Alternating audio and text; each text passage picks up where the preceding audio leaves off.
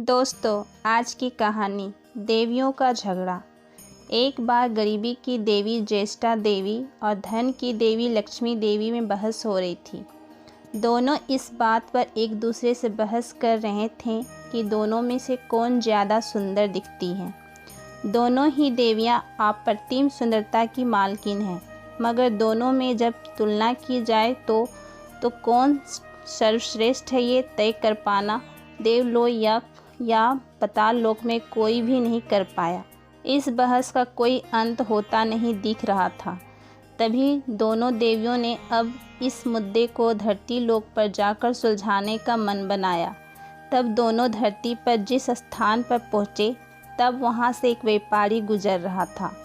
दोनों देवियों ने तय किया कि इस बात का फैसला इस व्यापारी को पूछकर किया जाए।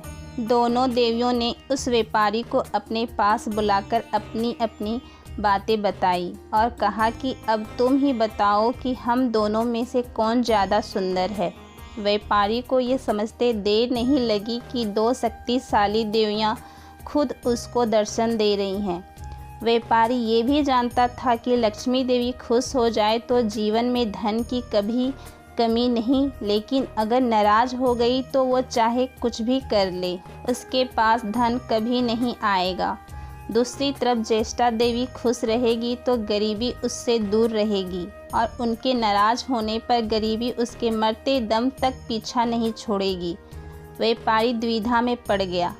ना ही वह धन की देवी को नाराज़ कर सकता था और ना ही वह गरीबी की देवी को।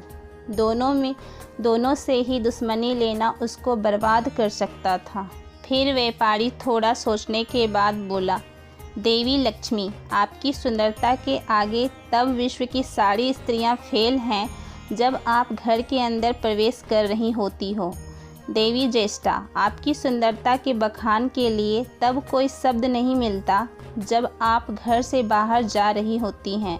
इस तरह चतुराई से व्यापारी ने बिना किसी को नाराज़ किए दोनों को ही खुश कर दिया। दोनों ही देवियां उस व्यापारी को आशीर्वाद देकर चली गईं।